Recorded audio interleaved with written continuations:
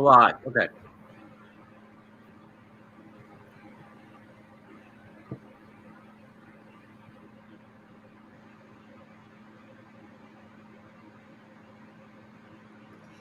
Hi, and welcome to IBM.TV. I am your host, Kimberly Calhoun, and with me today from the Tower of Power, we have Bill Trezevant.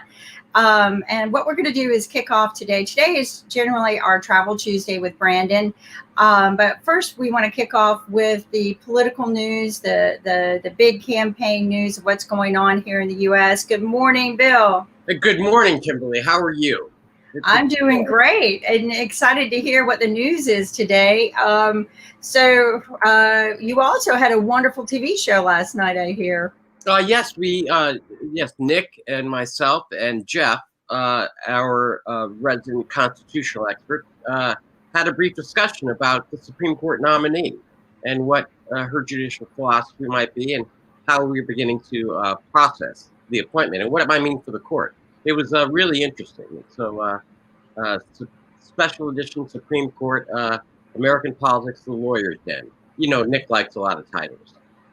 Right. Yeah. And the gentleman that was there with you, he's pretty intelligent. He's got like a history in law, and I think that's pretty cool.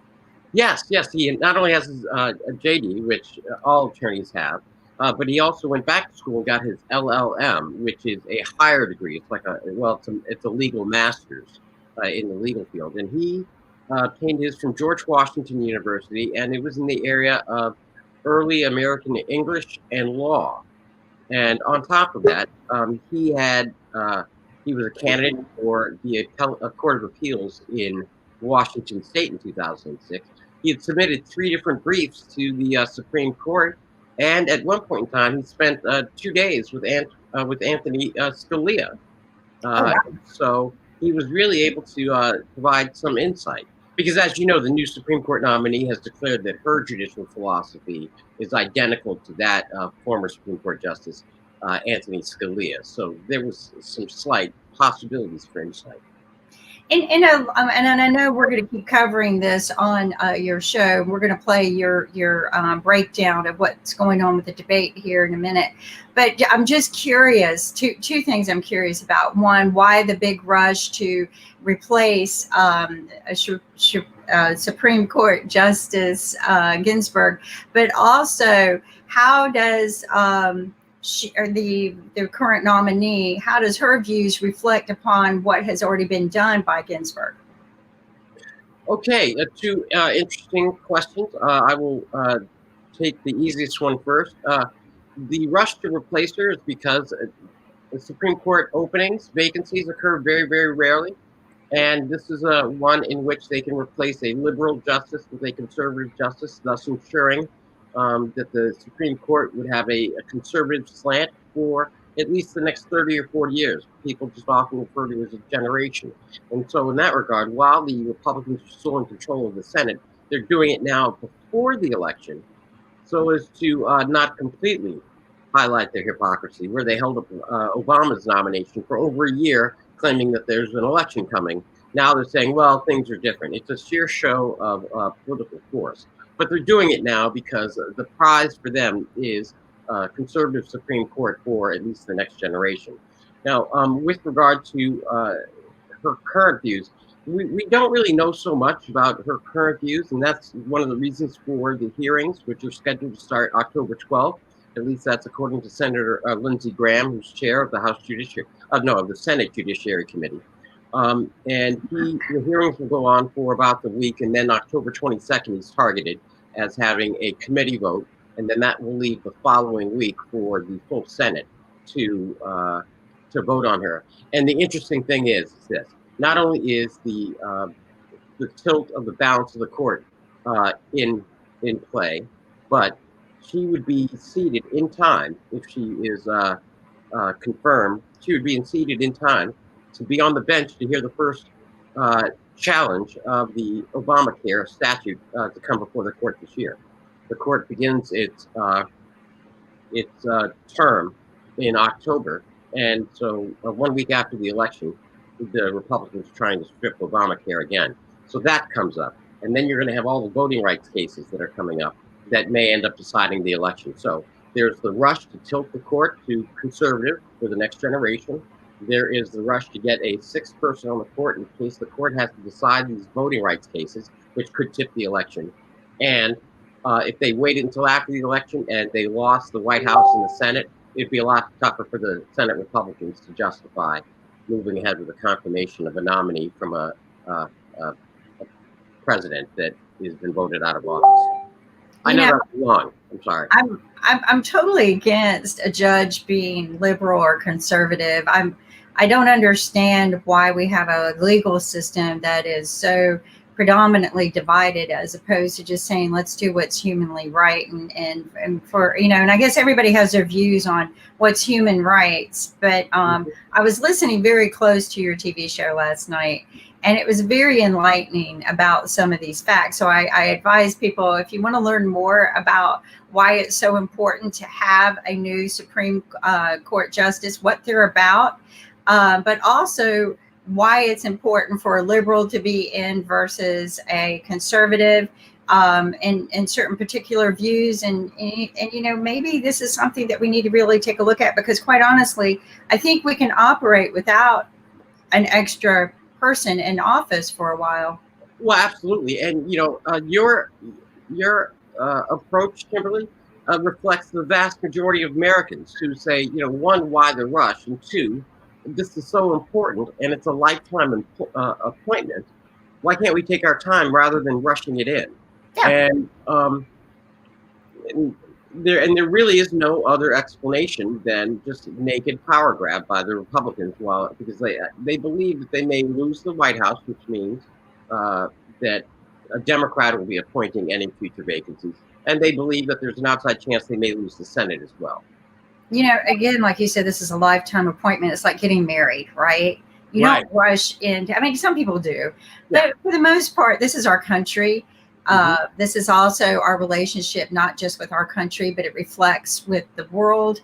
But to rush into a marriage is not exactly the smartest thing in my mind. When we've got all the time, it's not like not having an extra person on that court is going to kill our country. We've got plenty. Actually, you know what happens if there are only 8 justices on the Supreme Court, and a case comes up and it's a 4-4 tie, meaning the Supreme Court can recall the case at a later point when they do have a 9th justice. So you could do and see if they come out, a 5-3, decision, but any 4-4 decisions, the Supreme Court has the authority just to recall the case when they have a new justice. So there really is no immediate need to do this, let alone in 2 weeks. It would be the fastest confirmation from the time of nomination to confirmation in the history of the United States Supreme Court. Wow. And I would say she would be the youngest, but there was one many years ago that was 44 years old. So, So she's not quite the youngest, but she is in current times, in what we call modern times. She would be considered the youngest nominated, correct? Well, no, you were right about 44, and that happened to have been Clarence Thomas, who replaced Thurgood Marshall on the bench. Okay. And when you were asking about the switches, this is essentially a mirror image of that. You had Thurgood Marshall, a well-respected and significant liberal voice on the Supreme Court, replaced by a conservative in one fell swoop. And now you have a liberal Supreme Court justice in Ruth Bader Ginsburg being replaced by a staunch conservative in one fell swoop. And I forgot to mention this, but it's because the answer is so clear. The two judicial philosophies of Justice Ginsburg and the Supreme Court nominee are fundamentally radically different. They do not necessarily see eye to eye, so it's like night and day. I wouldn't think they would, given that what we saw in Ginsburg was very rare. It really is. She was so humanly civil rights driven. It's very rare to find somebody with her characteristics and her integrity of what human rights are. Right. You're a human. You have rights. Unless you committed a crime that is against humans, law, right? Mm-hmm. But if you committed one of the crimes that we have listed here, like murder or something like that, then but for all purposes, when I look at her history, everything she was about is that this is a human and they have rights. They work in our country. They have rights. Mm-hmm. And they dedicate their life in this country. They add value to this country, even if it's one life. They add value, and that's something that's rare. But I'm going to get to your story because you spent time this morning doing this, and then we got a guest that popped in. Yeah, so hold on. All right. All the way from the Tower of Power, here is Washington Reports today. From IBMTV, International Broadcast Media, this is your report from Washington. There are 35 days left until the election. From the Associated Press comes our first story. In an election year like no other, the first debate between President Donald Trump and his Democratic challenger, Joe Biden, could be a pivotal moment in a race that has remained stubbornly unchanged in the face of historic tumult. The Tuesday night debate will offer a massive platform for Trump and Biden to outline their starkly different visions for a country facing multiple crises, including racial justice protests and a pandemic that has killed more than 200,000 Americans and cost millions of jobs. The health emergency has upended the usual trappings of a presidential campaign, lending heightened importance to the debate. But amid intense political polarization, comparatively few undecided voters remain, raising questions as to how or if the debate might shape a race that has been defined by its bitterness and, at least so far, its stability. Biden will step onto the Cleveland stage holding leads in the polls, significant in the national surveys, closer in the battleground states, but facing questions about his turn in the spotlight, particularly considering Trump's withering attacks. And Trump, with only 35 days to change the course of the race, will have arguably his best chance to try to reframe the campaign as a choice election and not a referendum over his handling of a virus that has killed more people in America than any other nation. The debate could be shaped by an extraordinary confluence of other recent moments: the death of Supreme Court Justice Ruth Bader Ginsburg, and the blockbuster revelations about Trump's long-standing hidden tax history, including that he paid only $750 a year in federal income taxes in 2016 and 2017, and nothing in many other years. Separately, House Speaker Nancy Pelosi is taking extraordinary steps to prepare for the 2020 election, seeking to increase Democrats' hold on state congressional delegations in the highly unusual scenario that the House is called on to resolve a disputed presidential contest. Quote, "We cannot leave anything to chance," Pelosi said in a letter to her colleagues, emphasizing the importance of winning House seats for Democrats, not just to expand their majority, but to prepare for the possibility that the House must settle the presidential race. She said she made the planning public after President Trump claimed recently that if the election ends up in Congress, he has the advantage over Democratic Joe Biden because Republicans control a few more delegations in the House. Quote, "It's sad we have to plan this way, but it's what we must do to ensure that the election is not stolen." She said further that Trump has shown he, quote, "will do whatever it takes to remain in power. Only a few elections have been decided in the House, and none since the 1800s. In other news, more than 1 million people have now died of the coronavirus worldwide pandemic, less than 9 months after the first death was confirmed in the Chinese city of Wuhan. The US, Brazil, India, and Mexico account for more than 50% of the total death toll. What's worse, cases in these stricken countries are still skyrocketing. India recently surpassed 6 million confirmed cases, and 95,000 people have died in the country, although Indian officials warn that these numbers may be woefully underreported. More than 141,000 people have died in the COVID pandemic in Brazil, the second highest total in the world, and the US tops the grim list with more than 205,000 deaths. While the world holds out hope for a vaccine to curb the devastation, there are 35 now in human trials around the world. Health experts worry that the death toll may double before any widespread relief is available. Next, in a new poll that shows that barely 2 in 10 Americans would take a first-generation COVID vaccine if President Trump alone told them it was safe. One of the several new measures of his sinking credibility in the latest wave, according to the Axios COVID Index. Given 8 scenarios and asked how likely they were to try the vaccine in each case, the respondents said they'd be most inclined if their doctor vouched for its safety, 62%, followed by insurance covering the full cost, 56%, and those who would act on Trump's assurances came in dead last at only 19%. Finally, The COVID death toll from Johns Hopkins is over 205,091 American souls lost and 1,002,394 global souls lost with no end in sight. That is your report for this day, September 29th, 2020, from IBMTV, International Broadcast Media, smart television for a smarter global community, from dictatorships to democracies around the world. Good morning, good afternoon, and good night. I'm Bill Trezevant. Wow. That's some heavy news there. And we've got a big debate tonight, right? Yes, we do. Some might say entertainment show, some might say train wreck, others might call it a debate, but we're certainly going to tune in and see. Well, I think, given that I usually like to wait to hear the next day from you what happened, I might watch this one because I got a few wagers on this one about, what each person's going to say. It's kind of like the horse races, right, to me, because I have watched these debates. It's real intense.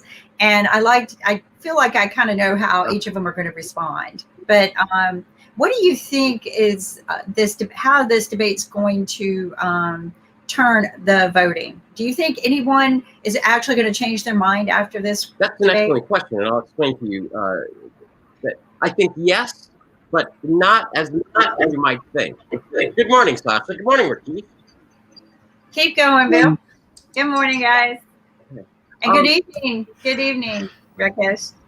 Namaste. Namaste. Let's just be safe. Namaste. Namaste. But Bill, finish answering this one because that's a huge. Yeah, I think that what we have, what we've experienced so far and what we've seen is that Trump has his solid core base, and Biden has a solid core base, and each one, let's just say for the sake of argument, each one has at least 40%. Okay, because currently Trump I think is around 46% in most of the polls, and Biden is up at like around 50-something%. But if we got 40-40 on each side, that's 80%. That leaves 20 in the middle. And those are the independents and the swing voters, the ones who don't know which way they're going. Now, recent polls have shown that of that 20% that's in the middle, only about 10% are left and swayable. And that's the difference in this election. And it's that 10% that's in the middle, that's swayable, that occupy and live and vote in the swing states around the nation. The rest of the states are pretty much accounted for, and everybody is already allocated in their various positions. So here we have the first debate, and just to kind of put it in context, everybody's still at home because of the pandemic. There's essentially nothing else to watch on television. There is a great deal of fatigue. People have nothing to do but to watch it. And they're going to be rooting for their own teams. Each base is going to be rooting for their base. And then those that are in the middle are going to be trying to decide, whether this debate confirms or causes them to change their mind. It either confirms their judgment about which way they were leaning, or it's going to actually sway them. And that's only about 10% of the American voting electorate, and it's that 10% that occupies essentially 8 states in the United States. And so there may be 3 presidential debates, but this debate, because once the zingers come out and once the headlines are written tomorrow, I doubt people are going to have very much more interest in the debates 2 and 3, because they will know just by their eyeball check today. So it's really, really important, although I don't think that we are going to get much by way of policy discussions on the marginal tax rate or whether or not incremental economic theory is important for the rescue of American society. I think they're more likely to get he did it. Well, and I think you're right. I think, yeah, he did it. I think that you're right. We had this really heated debate yesterday, which was really actually kind of fun. But the thing is, and I learned a lot from it. But what I learned is that truly a lot of people believe that this debate's going to be based on the zingers. It's not going to be based on how politically smart someone is and how they could probably fix the problem or integrity. It's going to be based on who got you better than the other one. And I hate that our country has turned into this reality TV show, New Jersey Shore kind of gotcha. attitude, as opposed to, we have some serious issues on the table that we seriously need to be fixing. And I wish our president had been working on that instead of focusing on all of these other things. He should have just stuck his nose to the grinder and said, let's fix these issues. Instead of even, if he had done that instead of campaigning, and if he'd stuck his nose, that would have been campaigning. If he'd stuck to the issues, to me, that would have been his campaign. If he would have, but instead he had to go out and, oh, I want to campaign, and then raise a big smoke because nobody shows up or people get sick at it, or, you know, and blame us. And then now he's blaming, you know, his claim is all the blue states have higher fatality rates. So there's your answer. And I'm like, you know, it could be reversed. You know, you could say you didn't support the blue states because they were blue. I mean, you know, let's don't campaign on that. Let's fix it. Let's fix the problem. But let's don't point fingers. He did it. But that, I think tonight's going to be he did it. Sasha, you were with us all day yesterday. What a day that was. Okay, a few things. Number one, he became president not to fix the problems, but to create the problems. There you go. Okay, so I got it all wrong. Number two, I've listened one more time to all yesterday's programs, especially where I appeared in this program in the morning.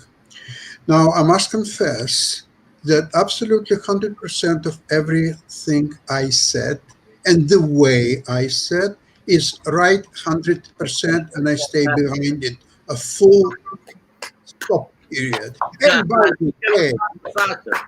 by the way, so don't expect apologies from me, or that I might rethink something, or maybe I was too direct or whatever. No, maybe I was not enough direct, but I think I did my best. Number three, probably. David Johnson not only confirmed everything I said, but he added a few things that I missed. That he is not just a criminal, but he is from 3 generations of criminals. Okay, that one I missed, I must admit. So if I made a mistake, okay, this is one that I made. Number 4, yes. Bill, you're absolutely right that Trump has a base. It's not 45%, but it's 30 to 35%. But yes, he has a base. On the other hand, Joe Biden doesn't have a base.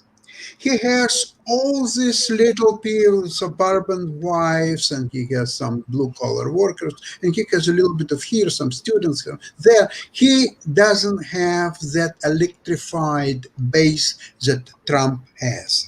And a lot of Democrats, actually, they are scared of Biden winning election because the base of Trump, they are well armed.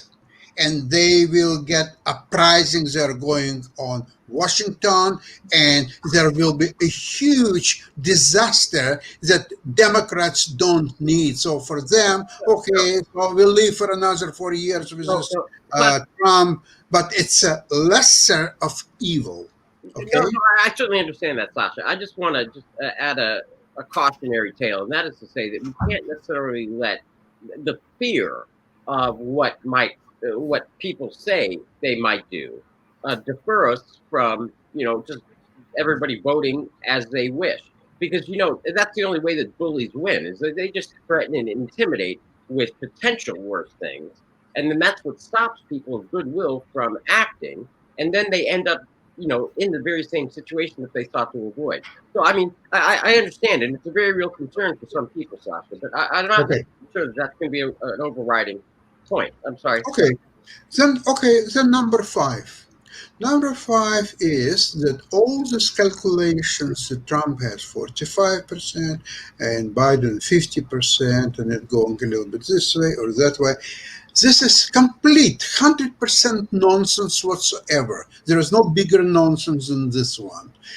I looked at the site where people not just talking about the numbers and percentages or so. It's a site where people put money.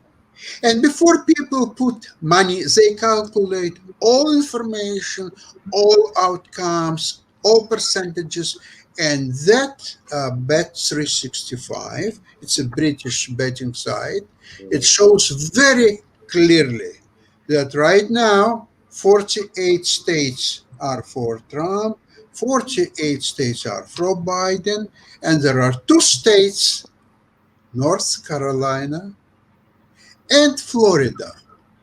That's the end of story. So forget about all states. All 48 states is nothing. Just don't even talk about them. Talk about two states, North Carolina, Florida. That's the end of story.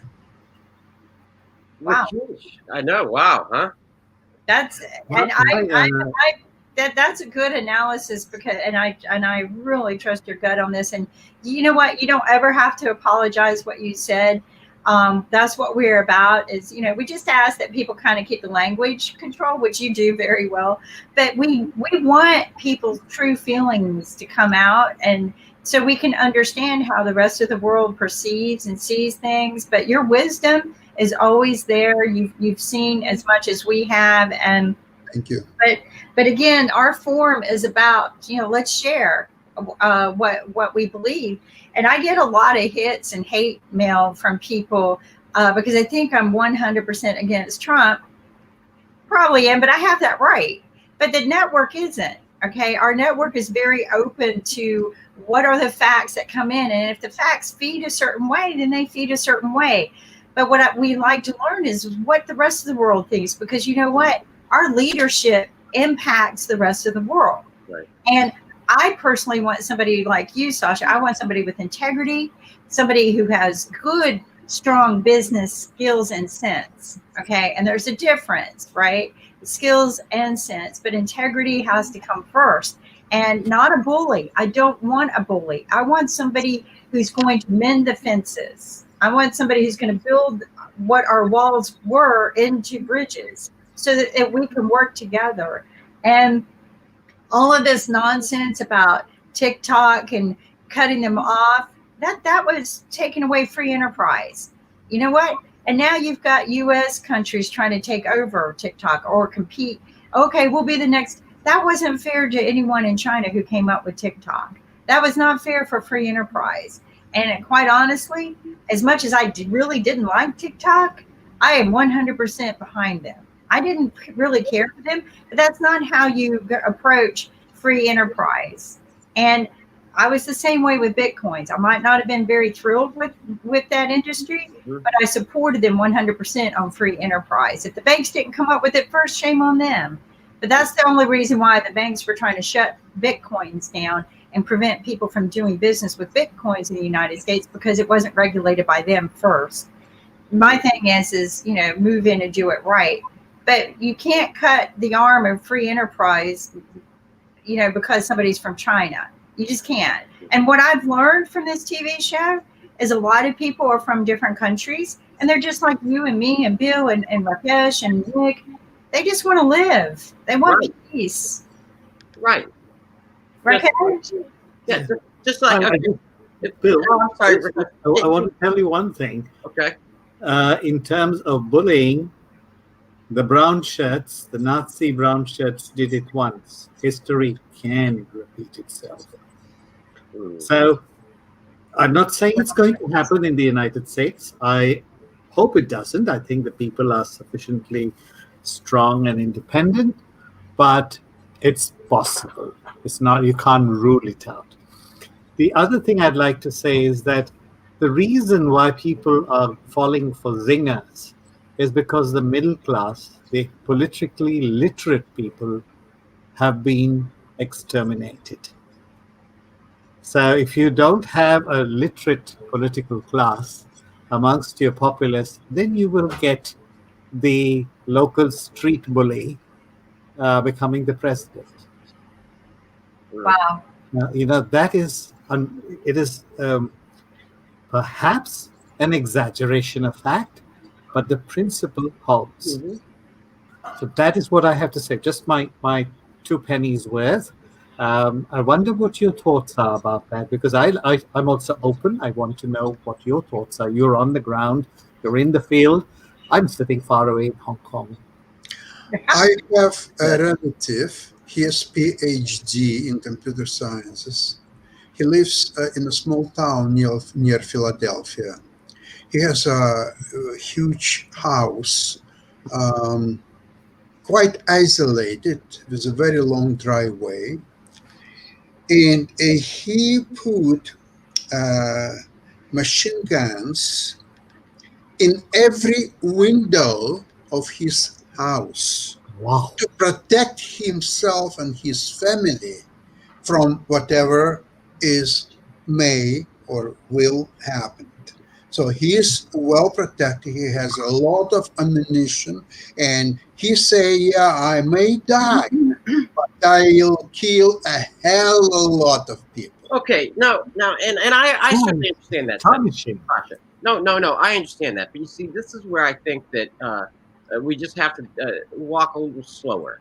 And that is when you give voice to that kind of sentiment. Look, there are going to be people out there that are going to say that. They're, the doomsday preppers, any number of people. And this is not to say that their views are not right. I mean, it could be true that that's how they see the world.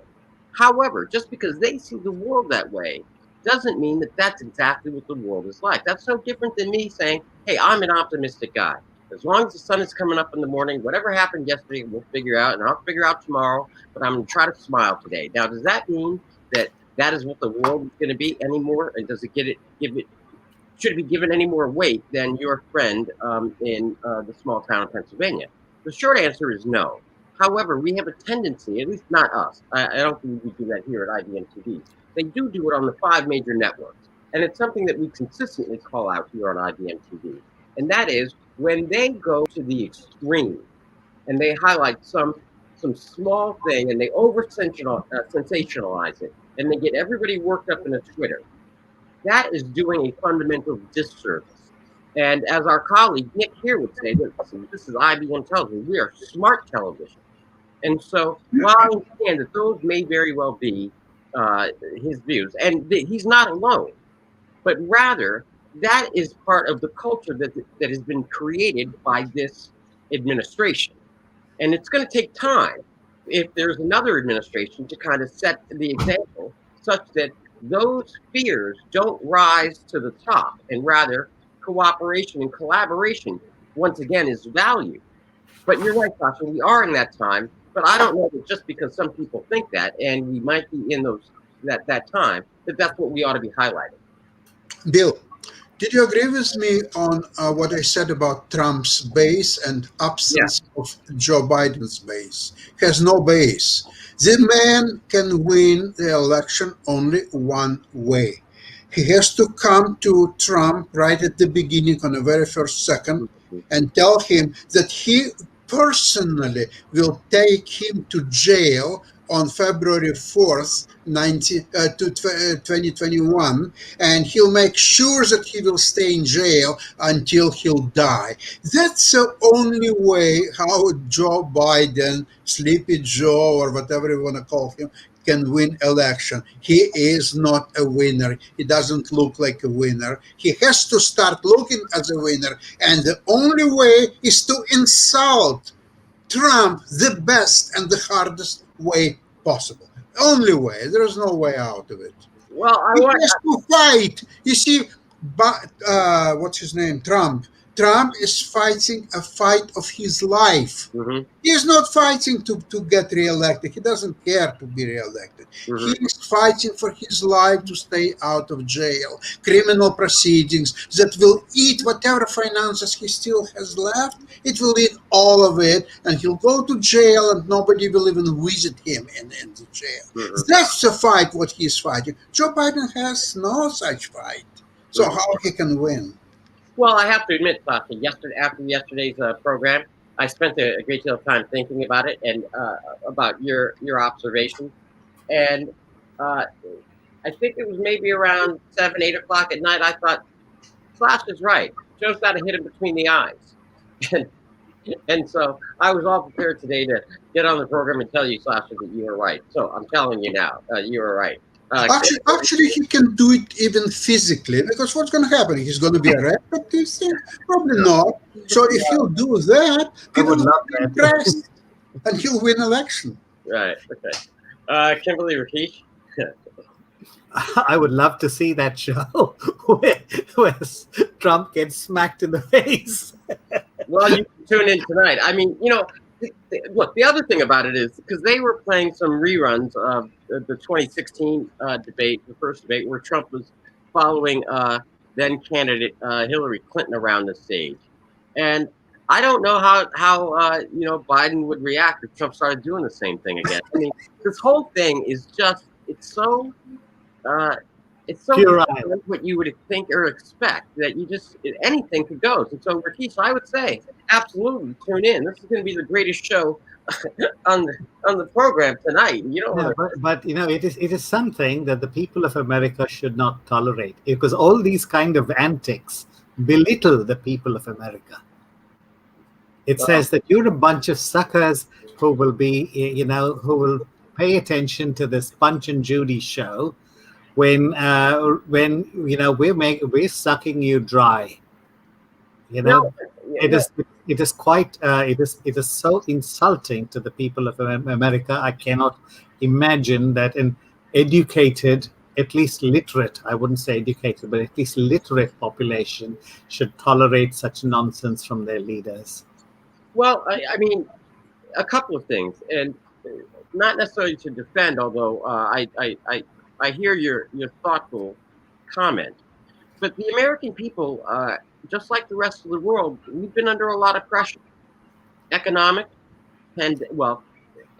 coma, pandemic with no end in sight, 50 different governors going in 50 different directions, the federal government going in a different direction. Nobody knows which way is up or which way is down, losing loved ones, and then being quarantined, and then just literally not knowing. I mean, everything from kids in school or not in school, okay?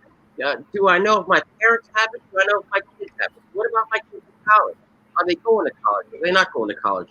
Where do I pay? I mean, the entire world has been put upside down, and sometimes all you can end up doing is saying, it's too much to handle, give me something simple that I can focus in on. And that might be a punchline. And look, Bill, if you look at it very seriously, China has 1.45 billion people. Mm-hmm. America is not even 1/3 or 1/4 of that. It's not such a big ship. Mm-hmm. Okay. And you do have the powers, your presidents do have the power to invoke certain emergency things, rights for the government, but they've not done it because they're not educated enough. Well, Trump paid for somebody to sit for his exams. He's not a literate person. I mean, not right. He's a literate, but not an educated person. Okay, well, just for the sake of clarity, that's an allegation that he denied. But go ahead, I'm listening. So, if you can tolerate such a person, and believe me, it's happening in India. We have a prime minister who has a fake degree, a completely fake degree in a subject that doesn't exist in that university. This is Prime Minister Modi. This is the prime minister of Narendra Modi, seen as visionary by the Hindu right. Actually, what's his degree in? Because I'd like to know what it's a degree in entire political science. You can't have a degree in the entire. There's no degree in entire political science. It doesn't exist in any university in India. The University Grants Commission has no idea such a degree exists, but that is the certificate he has shown to the public of India. Okay. So these kind of demagogues, and I can forgive India because a large percentage of Indians are not really educated. Mm-hmm. Okay, but what gives with America? At least they're literate. I mean, some of them, they are highly educated. They lead the world in cutting edge technology. Mm-hmm. And what's happening? What is this almost, I would say, political paraplegia that seems to have struck the leading class of Americans? Well, I think, okay, on that, I can try to formulate some notions that might be helpful in guiding the way you think about it. And that is this, is that for Trump's base, they are emboldened by this notion of uh, American pride, that America's first. White supremacy. Call it white supremacy. It's simple Okay. as that. Yeah. Okay. Okay. And then when you start to look to the opposition party, in this case, the Democrats, the question is, who is talking for the Democrats? And so for a while there, the far left, the progressives in the Democratic Party were the only voices that the rest of the world was hearing, because the centrist Democrats were a little bit more even balanced, and they weren't necessarily looking to take up center stage. And so what you had is, you had the polar opposite. You had Trump's base that's motivated by certain ideological underpinnings, and then you had the far left progressive hijacking, and they became natural fodder for each other. And okay, Do you remember? Yeah. Do you remember the book Lord of the Flies by William Golding? Yeah. I'm getting the feeling there are so many little piggies all over the place who are so silent. You know, the people who know stuff are silent.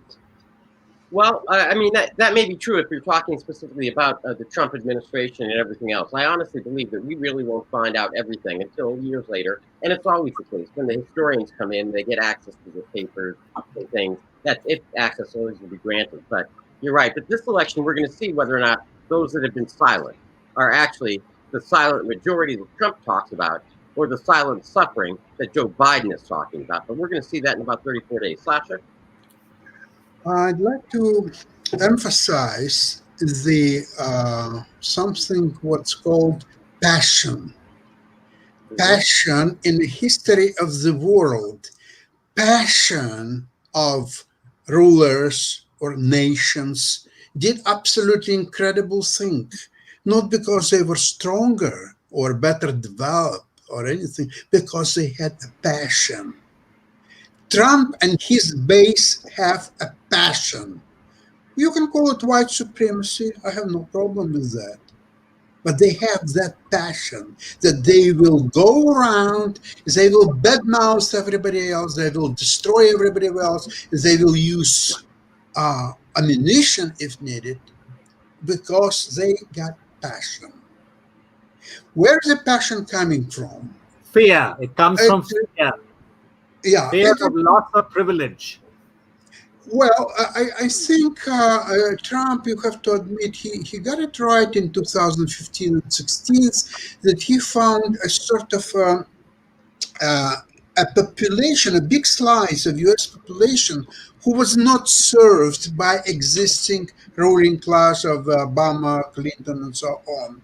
And he was able to focus and electrify these people, saying that I'm going to work for you. I'm going to make you something. I'm yours. You're mine. We are together. We are going to destroy these bureaucrats and idiots and so on. We'll get them out of the office and so on. He electrified. There was a passion. Yes. And Joe Biden, where is the passion? Well, where is that? Well, no, hang on, because I think that there is, and you know, I'm not sure if you're suggesting that it has to be the same kind of a singular person's passion that you see with Trump's base. Can it just be those people that just see the country on the wrong track, who are motivated and have the passion to change the occupant of the Oval Office? That is a form of passion, and that is nothing that you should say you should shake a stick at, because maybe it's not like, okay, well, we're all for Biden. Maybe it's just that we don't like that guy, and that is passion in and of itself, Sasha. Well, okay, look, you know what? I'll give you benefits of the doubt. So now we are talking about passions of those who for Trump and passions of those who are against Trump. Yeah. Okay, I'll take that. But remember, they're not for Biden. They're just against Trump. No, I hear, and I'm conceding that in this discussion. But yes, I'm conceding that. Go right ahead. Oh, okay. It's I think we will know the answer on November 3rd. I'm really scared that the passion those who are for Trump is way larger than passion for those who are against Trump. I'm not so Got sure. that feeling. Rakesh?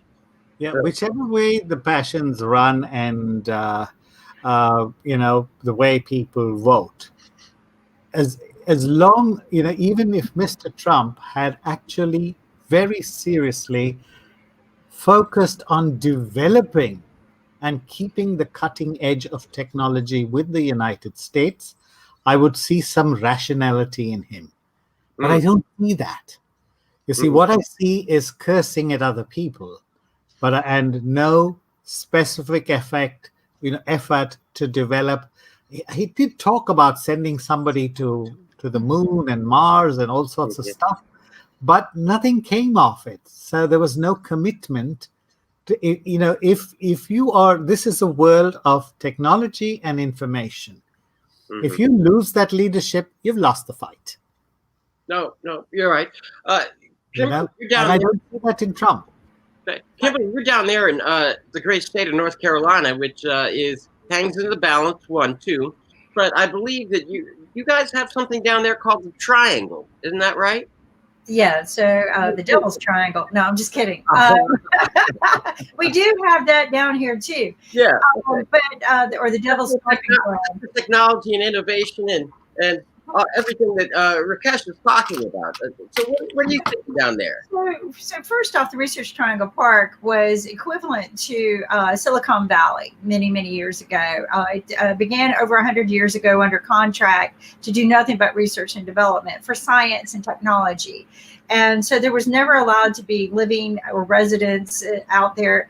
Manufacturing could only exist if there was research and science. So very highly educated to support the three biggest universities in this area.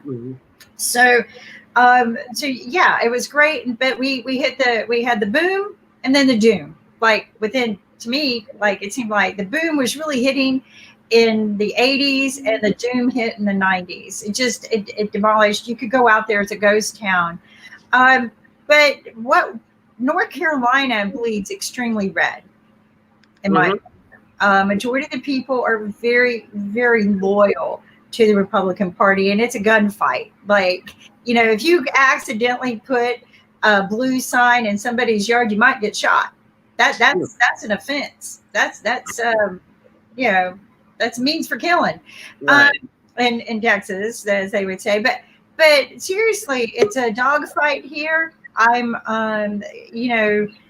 would like to see some level-mindedness in all of this.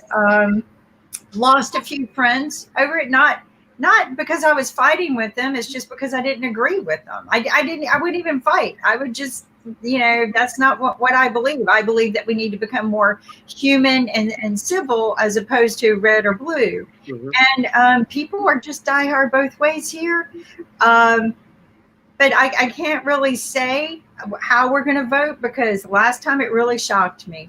And well, I can't say that because again, this state, the people pull that ballot like this. I'm the one who sits there and I go through each person. I go, I like this one better. And I vote by people. I've never voted by party. Maybe that's stupid.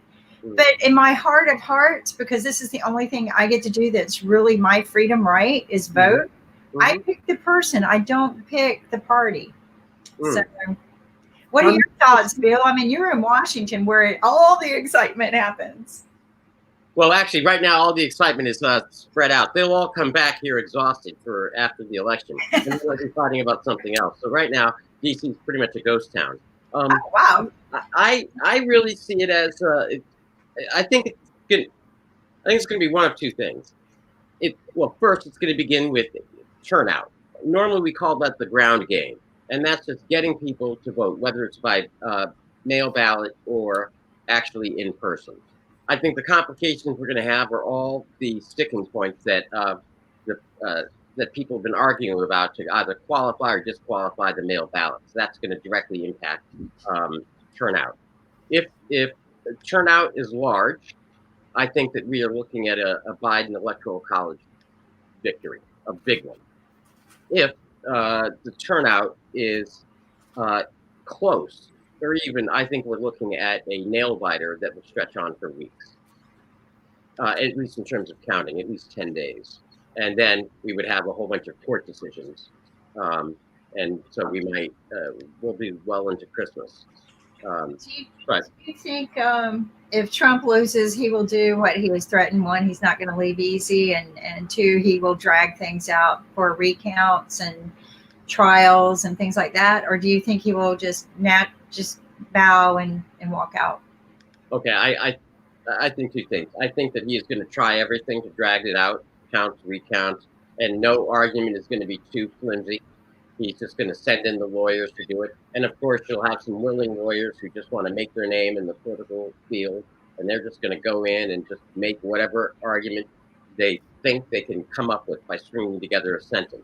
Now, that being the case, I guess my reaction to your second question is this, and I think that this is fundamentally more deeply concerning for me, and that is that I don't know, if push comes to shove, whether or not Trump will try to stay.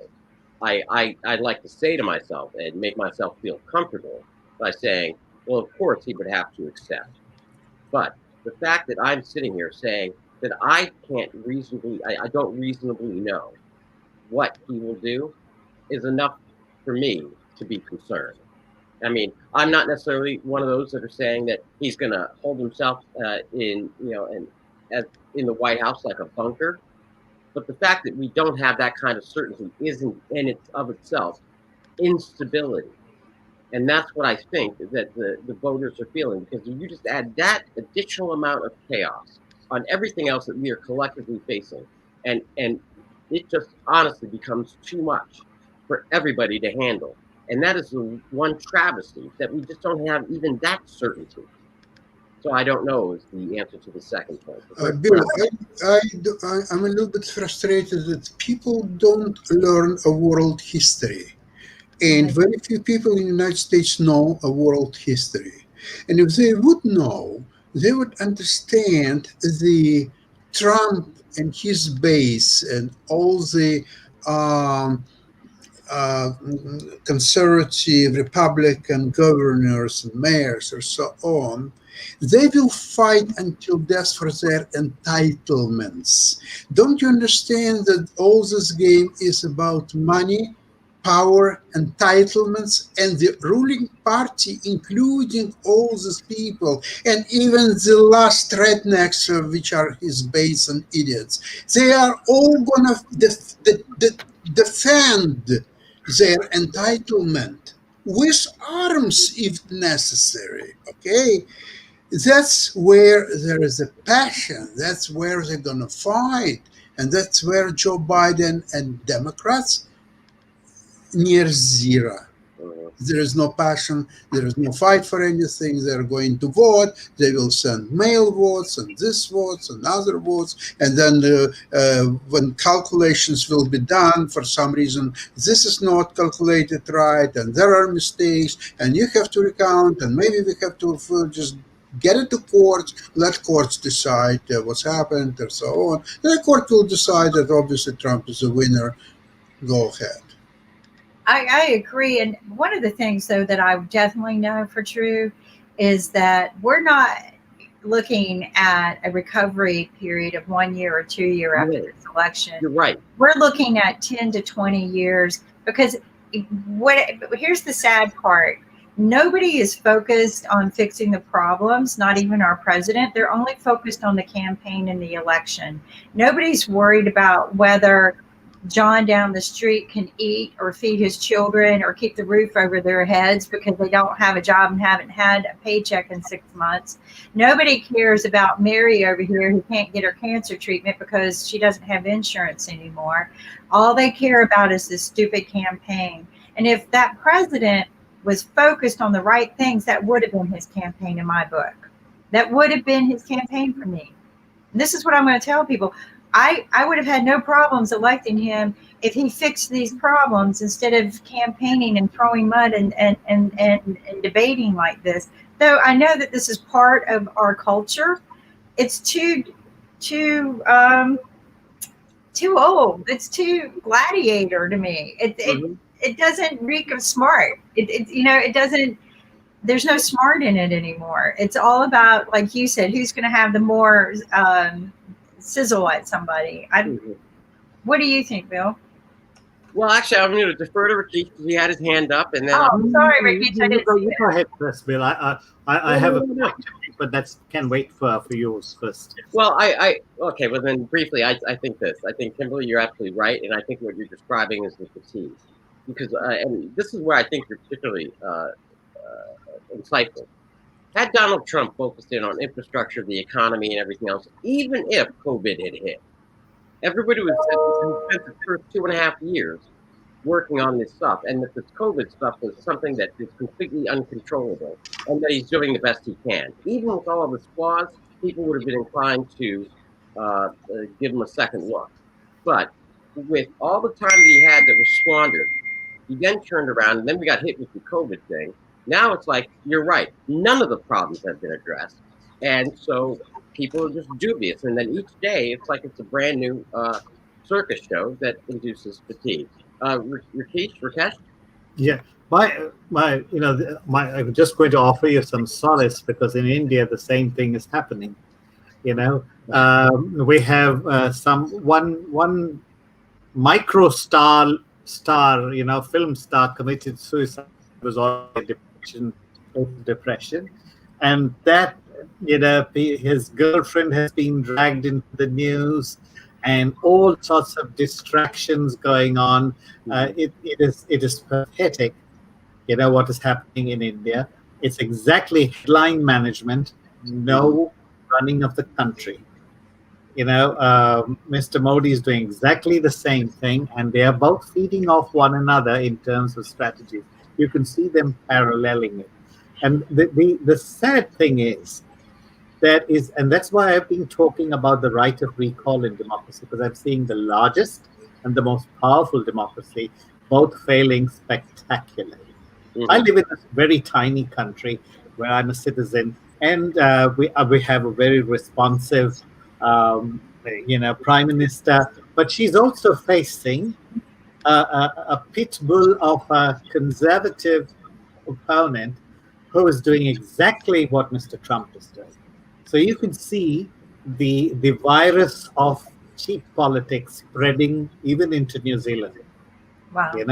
The disgusting cheap politics that's being played by Judith Collins is unbelievable, and I can see her modeling her campaign on what Mr. Trump is doing. There's no discussion of issues. It's just shameful. You would think other countries would rise above this. One of the things that was disturbing to me is when I learned that in Africa, they sent their tax people to the United States to learn how to tax their people. And I go, oh my God, I hope they learned how not to do this.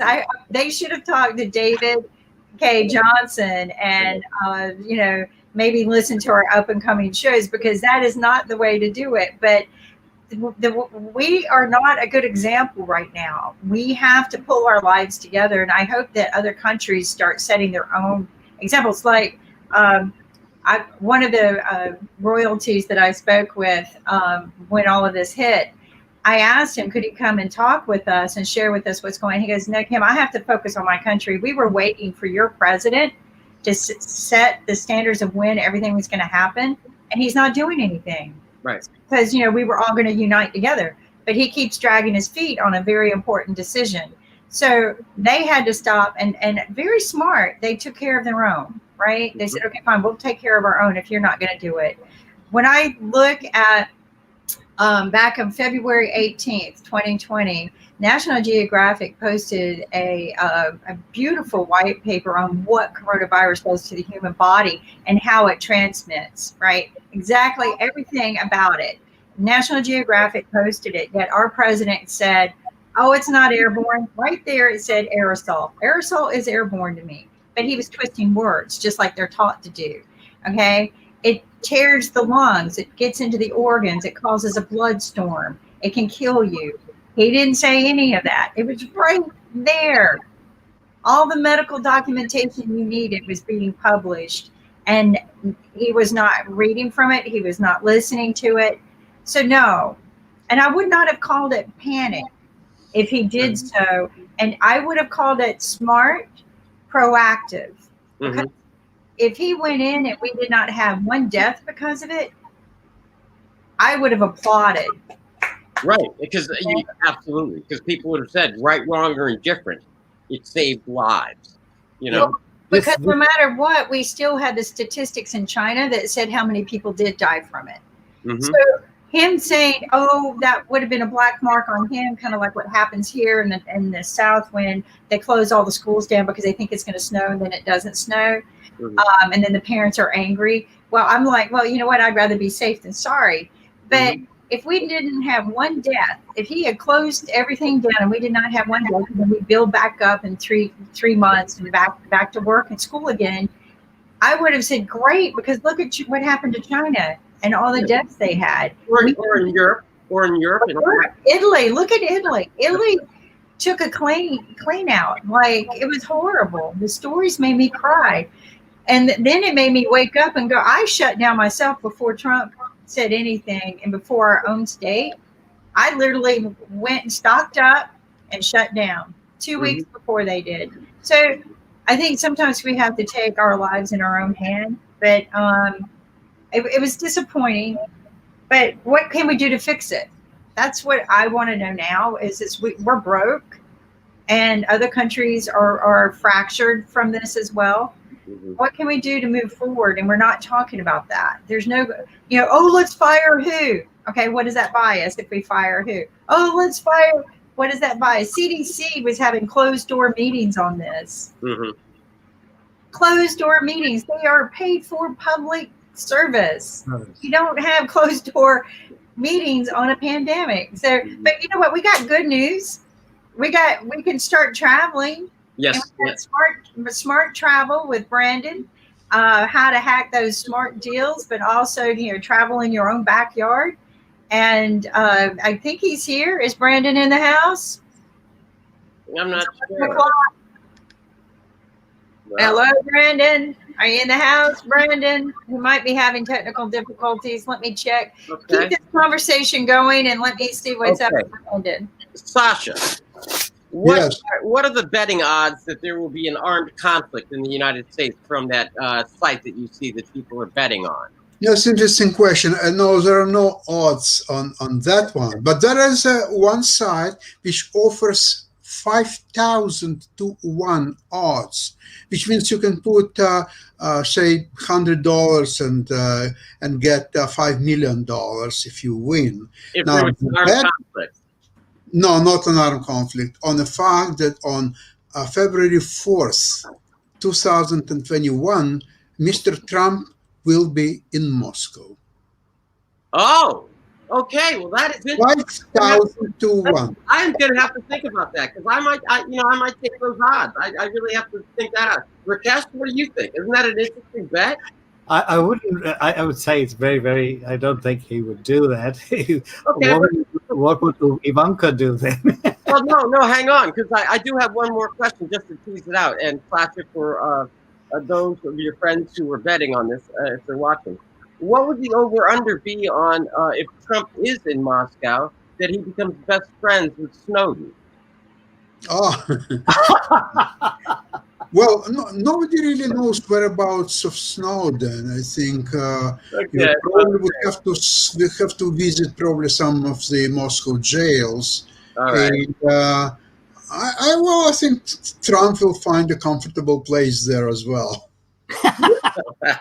Okay, I guess we're done for the day. Rakesh, Rakesh, do you have anything to say? No, I have nothing to say. I don't.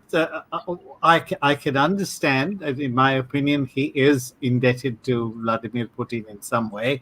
I do not know what is the whole. This is just my opinion. I have no evidence to back it. Not a scientific opinion. So I really, it's just a gut feel. I wouldn't put too much by that, but I don't see him running to Moscow, because I don't think Mr. Putin wants him in Moscow. However, Rakesh, we got to go. No, Do you know go. why? Excuse me. Do you know why McConnell is called Moscow Mitch? I know. You know why? no. I'll tell you No, why. no, Because no. a Russian oligarch Deripaska, who is very close to Putin, he built aluminium workshop in his state of Kentucky. He opened that, and it's well-known fact, and that's why he has a name of Moscow Mitch. Okay. Okay. There we go. And that's a wrap for our political talk today. I love having this talk with our beloved team here. Thank you so much for joining us at IBM TV. Now we're going to learn how to hack those deals for travel and traveling in the backyard and see some beauty of, and maybe even talk about other countries too. So thank you for joining us. We'll see you tomorrow. And here we have Branden with travel. Where's Branden? Hello, Branden. Branden. He was here just a minute ago. Oh, I think he's coming. There's a countdown. Yeah, there's a countdown to the election too. I don't know. There we go. there.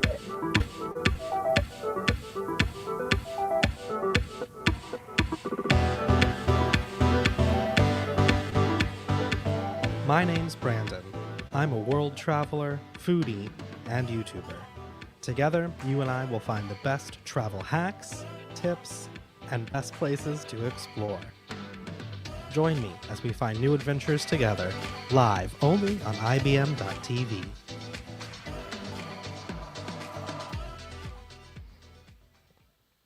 Hello, hi, welcome. It's Travel Tuesdays.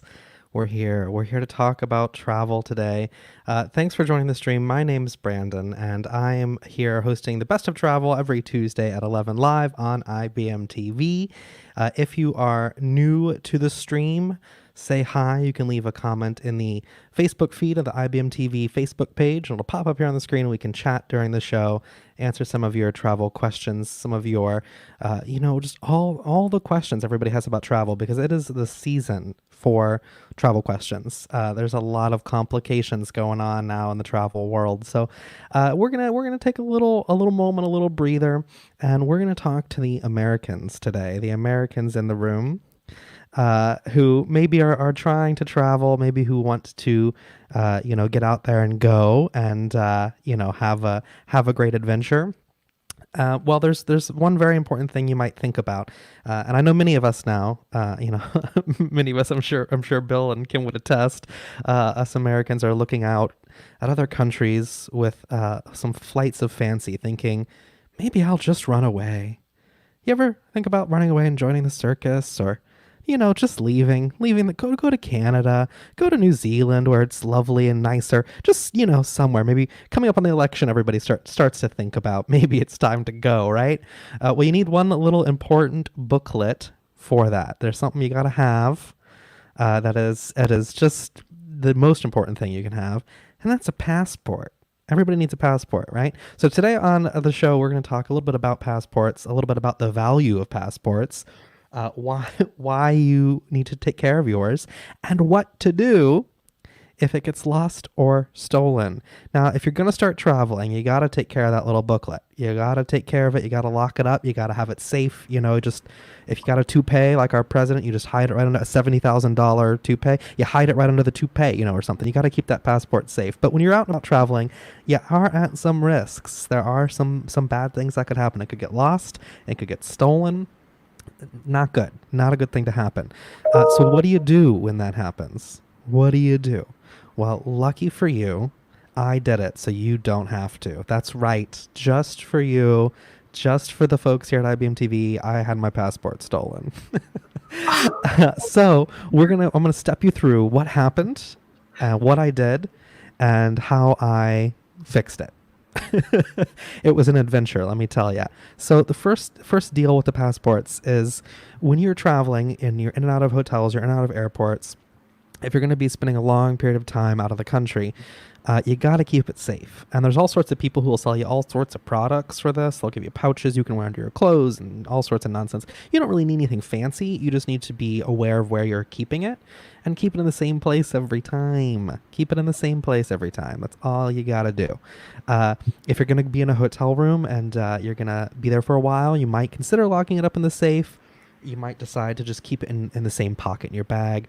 But one day, something terrible could happen. It could get lost. It could get stolen. Not great. Not good news for us. Not good news at all. So let me lay it out here. And the first time for the show, I'll tell you a little bit about the story of what happened to me. And the second half, I'll tell you a little bit of what I did to fix the situation. So here we go. We're going into story time. This is the new app I'm inventing of me talking and lulling you to sleep with a gentle, spooky, horrible, terrible Halloween story of losing your passport. So I was traveling. I traveled full-time for about 4 years. I have a whole YouTube channel and website if you want to check it out. Lots and lots of travel tips, hacks, stories, and adventures. But I was in Europe around the New Year. London. That's right. I was hanging out in London around the New Year. And I had a great night. I had a lot of fun on New Year's Eve. We went out to a little pub. We did karaoke. I had a little bit to drink. And I remember singing Rolling on the River at the top of my lungs with two lovely British friends that I just made. I had a great night. But that week, while I was in London on New Year's, I didn't keep very good track of my passport, and I didn't realize that it was gone until I was ready to leave the country, because once I'm in the hotel room, I just settle in. I just chill. I just settle in and chill. And we started to go, wait a second, we're moving out in a few days. We're going to the next city. We were headed to France. And I remember looking around going, where the heck did I put that thing? That little blue booklet. That's the only thing that says I can be here or who I am. And part of the extra challenge for me was I had visas because I was there for over the limit in the Schengen zone. If you travel to Europe as an American, you can be in the EU for so many days a year before you need a visa. And I was going to be over that limit. So I had some visas that I needed to continue my time in Europe. And I thought, oh no, this is not good. That little booklet's gone. It's gone. So what do you do? What do you do when the little booklet goes away? Well, here's the kind of short version of what happened, because we only got an hour, so I can't go through all the sad details, but there is a video on my channel if you do want to check it out and you do want all the sad details. I managed to, while just stressed and strutting through France at 4 a.m. point a camera at myself and talk about it. So if you do want to see me in my lowest, that's where to go. So anyway, the passport was gone. Stolen, lost, didn't matter, gone. I tore apart the hotel room and I thought, well, what do I do? So if you're ever in this situation, if you ever are in a different country and you find yourself without a passport, the first thing you want to do is you want to see where the nearest embassy is for your country, right? That's like number one. Numero uno. Check with the embassy. Lucky for me, London has an American embassy in downtown London, in like city center London. So I thought, okay, great. I'll call them up. I'll tell them what happened, and we'll be able to get this sorted out. If anybody knows the American government, you know that's not how this is going to work. Plot twist. Spoiler alert. It's never that easy. So pick up the phone, call them. Explain the situation. 50-50 shot. They'll tell you whether or not they think it's an emergency. I learned the hard way that sometimes you have to, be a little more distressed to make them believe it's a real emergency. So you can get an appointment at an embassy. For American embassies, you can get an emergency appointment. Meaning you are supposed to be traveling soon and your passport has been lost or stolen. If you're going to claim it's stolen, you got to file a police report. If you're going to claim it's lost, you don't have to file a police report. So keep that in mind when you're starting to fill out the paperwork at the embassy. It might be easier to just say it was lost, even if it was stolen, because going through all that rigmarole with the police department can be tough. So lucky me, I made a phone call and they said, yep, sure, we'll get you in like 3 days. And you can get an emergency passport. We'll print it right here for you, and off you go. And I thought, oh, problem solved. This is it. This is the money. I'm ready to go. Everything's fine. Well, I have some bad news for you, friends. I have some bad news. If you are traveling, and in my situation, traveling full time, an emergency passport's only going to be valid for 1 year. Many countries, when you enter, will require it be valid for 6 months after your date of entry, a year after your date of entry, all sorts of kind of weird requirements. And the other thing is, some countries don't recognize emergency passports as like real passports because they don't have the little chippity doodads and the little biometric deals in them. So you got to be careful with where you're traveling. I didn't know that. See, this is why we do this little stream, this show, because I make mistakes so you can learn from them. So here we are. I'm on the phone. Got the embassy. They say, come on in. Perfect. Great. So I cancel all my flights, change all my travel plans around. I told the company that I was there with, I said, hey, this is what I'm going to do, and I'm going to have to go get an emergency passport. And they're like, yeah, okay, fine. So, so here I am, Monday morning, bright and early, strutting to the embassy at 7 a.m. to get in for my first of the day emergency passport appointment. Little side travel tip, little hack. If you are ever headed into an embassy, most embassies, especially Western embassies, American embassies, the UK embassies, depending on what country you're from, they don't let you come in with bags. Didn't know that, so I checked out of my hotel room and I had all my luggage with me. There was a very kind coffee shop down the street in city central London that let me store my bags there. So I get in and I'm filling out the paperwork and explaining what happened, and I need an emergency passport and this, that, and the other thing. But I happened to ask, I made a mistake. I happened to ask about applying for a full passport as well, because I knew I needed a passport that was going to be valid for more than a year. So my question was, thanks for the emergency passport, can I also apply for a full passport and like maybe come back in 2 weeks and pick it up? And that's not what you do. That's not good. That's not a good thing. The whole idea of an emergency passport is that it's for emergencies. So the embassy does not like it very much if you suggest that you could come back in a few weeks to pick up a real passport. They're not going to like that suggestion too much. So, didn't get my real passport. I had an emergency passport, but I thought, okay, that's fine, right? Here's why you do your research. All it takes is a Google search, friends. Google is your friend when it comes to traveling. Google is going to save your life many, many times. I didn't do a Google search. I booked a plane ticket. And I'm sitting in the airport, and one of my friends who was helping with the situation messaged me and said, hey, I'm reading online that the French government doesn't accept emergency passports as a valid form of entry. Great. So I'm sitting in the airport, furiously Googling now, is there any way I can get in to France to catch up with work with my emergency passport? And it's not looking good. They, in short, don't accept it as a real passport because it doesn't have biometrics. So I thought, well, this is the chance you take. You risk it or you don't. 50-50 shot whether or not I was going to get deported and sent back to the States. But, I don't really have a ton of options. So I thought, okay, let's do it.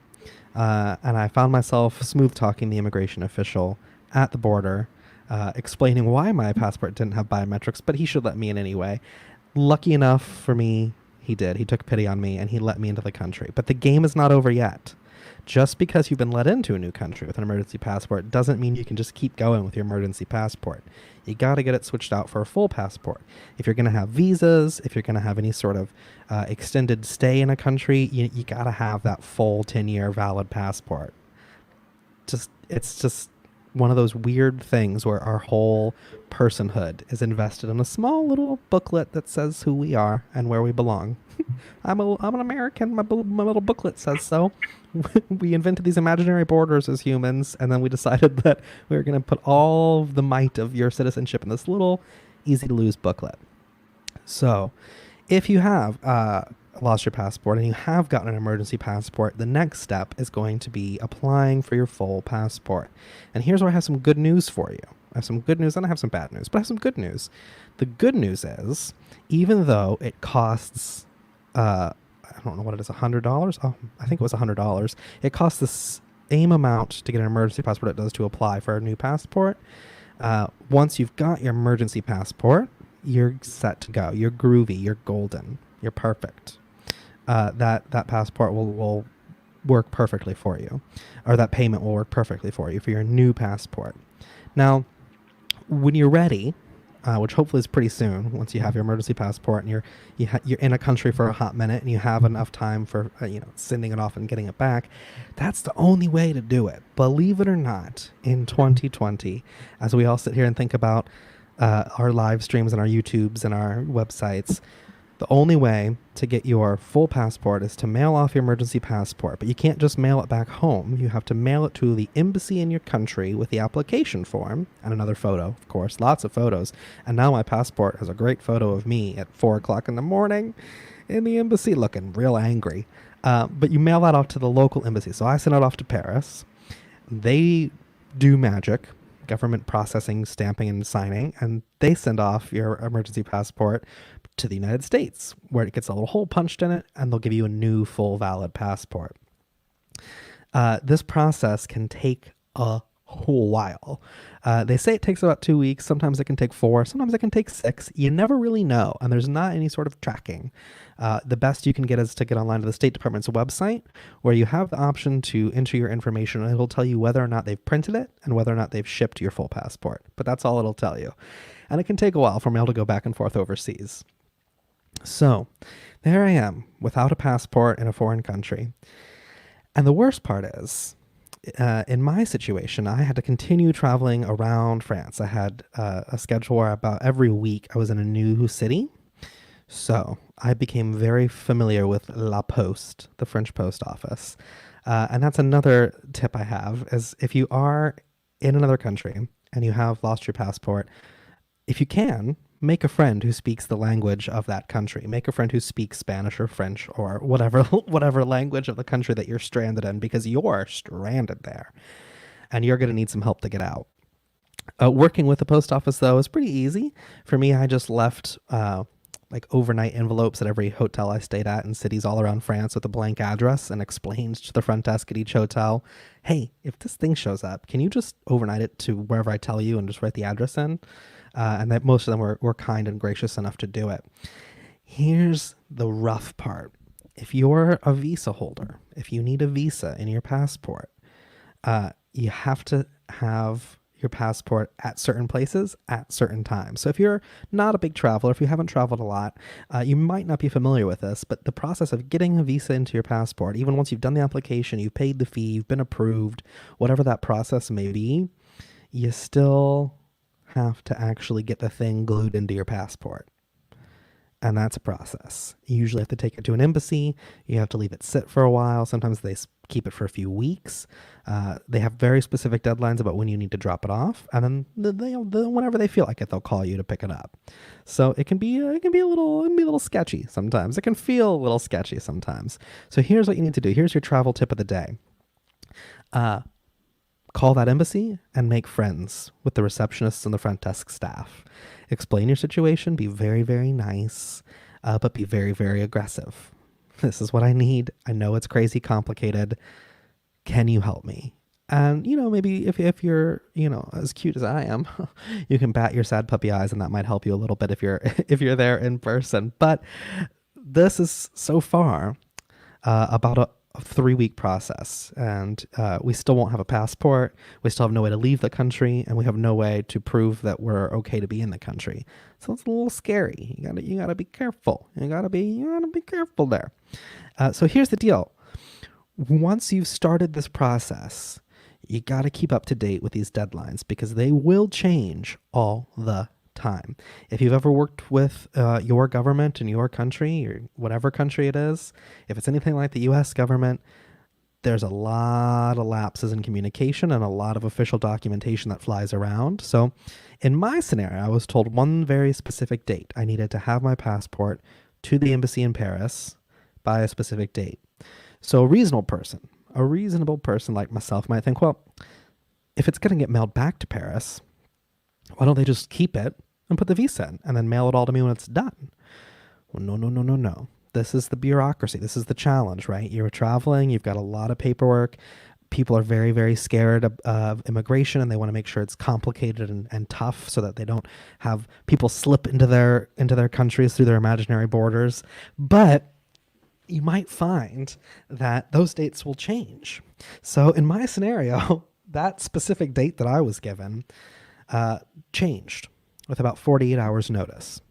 Here's the good part, though. My passport was on its way, so I was going to be okay.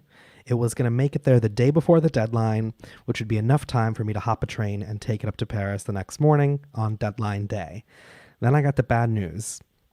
The date had changed, and it was now earlier. So my overnight hotel friends who were going to mail that passport to me overnight from one hotel to another, it wasn't going to make it in time. It was going to make it to me on deadline day by the end of the day, by the time the embassy had closed. So in my scenario, I was fortunate enough to hop onto a train, go back up to Dijon, France, where the passport was going to arrive, bring it with me from there back to Marseille, I think is where I was at the time, and then the next night take it up to Paris. Then I get another phone call. This time it's from the company I work for saying, well, hang on, you've got the visa, you have power of attorney, the lawyer needs to take it on this day. So you need to give it to us to have it up to Paris and get this visa fixed in. So this is the process. This is the lengthy process that it can take if you're unfortunate enough to lose your passport. So that's what happened to me. I was lucky. I was able to get my passport to the Paris embassy so that they could give it the seal of approval, to take it to the Spanish embassy so that they could give me the visa, and it was going to be all sorted out and golden and great. It was a month of stress, though. It was a month of a lot of worrying. I was constantly, either worried I was going to be deported or that I wasn't going to get back in time and I was going to be stranded in a country and have to go get another emergency passport. It was a wild time. So it can be really, really nuts is the point I guess I'm making if your passport gets lost or stolen. But there are some things you can do to avoid this. So in the second half of the show, I'm going to give you a couple of tips, some tricks, some hopefully good advice. Hopefully I've learned my lesson so that you can make sure when you're traveling, you haven't lost your passport, that it doesn't get stolen, that it stays with you at all times, because once it's gone, it's gone. It's rough. It's a bad time. It's a bad time for everybody. So we're going to hit up some tips and some tricks about keeping your passports and in general your belongings safe while you travel, while you're abroad. Some things you can do, some scams you can avoid, and how to make sure you can kind of keep yourself in check while you're out and about. As we head into the break here, I just wanted to take a second to say, if you haven't already, you can hop over to my YouTube channel, to my website. I just recently launched a new explore line, I call it, of different clothing things, bags and shirts and hoodies and all sorts of goodies. So you can hop over there. You can also subscribe to my YouTube channel, where you'll find a lot more hacks and tips, as well as the full video diary of this entire process. And if you're just joining the stream, welcome. We're talking all about keeping yourself safe while abroad, keeping your passport safe, making sure it doesn't get stolen, keeping your belongings safe while you're overseas, because one day, we will be able to travel again, or the whole United States might collapse into oblivion and we'll become citizens of some other country. You never know. 50-50. We're all playing, with the dice over here, hoping for the best. So in the second half of the show, we'll talk about, once all that happens, how to keep yourself safe, how to keep your belongings safe, and how to make sure your passport doesn't get pickpocketed.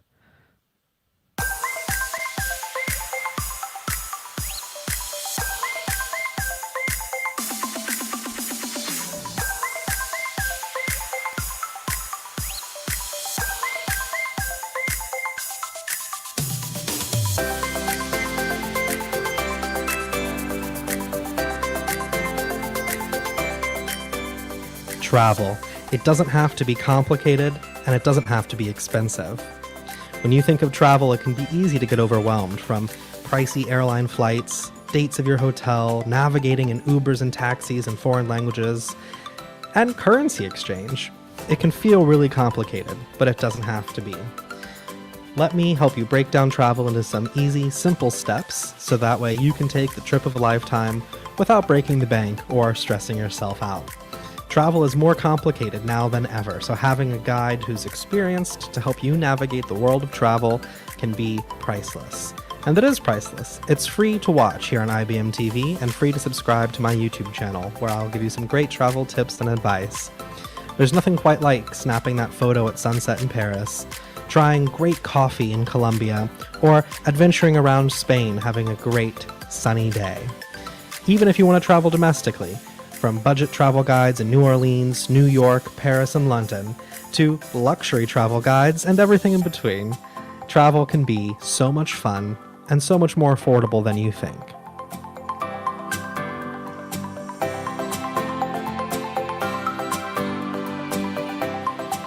I hope you're having a great time watching me here live on IBMTV. I have a ton of fun making Travel Tuesdays Travel with Branden, and I hope you're having a lot of fun watching. If you're enjoying what you're seeing, swing by my YouTube channel. You can find my YouTube channel full of great travel tips, some travel hacks, some food recommendations, city guides, budget travel tips, and so much more. Subscribing on YouTube is free to do, and it helps support me and continue making great travel content for you to see. You can also visit me online at thebrandenscott.com, where you can get even more travel advice, some great links, and some in-depth breakdowns of trips I've taken and trips you can plan. It's a great way to find a little bit of inspiration for your next adventure and some travel tips. I've got cities both domestic and international that you can check out. Find the best places to eat, the best things to see, the best things to do, and how to do it all affordably. Whether you want to stay at Airbnbs or 5-star luxury hotels, there are great ways you can do all of those things on a budget. Swing by my YouTube channel, give that big red subscribe button some love, and don't forget to visit thebrandenscott.com for even more travel tips. From great photos in Paris, to awesome food in Spain, to wild adventures in Colombia. If you want to adventure and you want to see more, this is the place to do it. Now back to, I guess, live me on IBM TV. Enjoy Travel Tuesdays and Travel with Branden.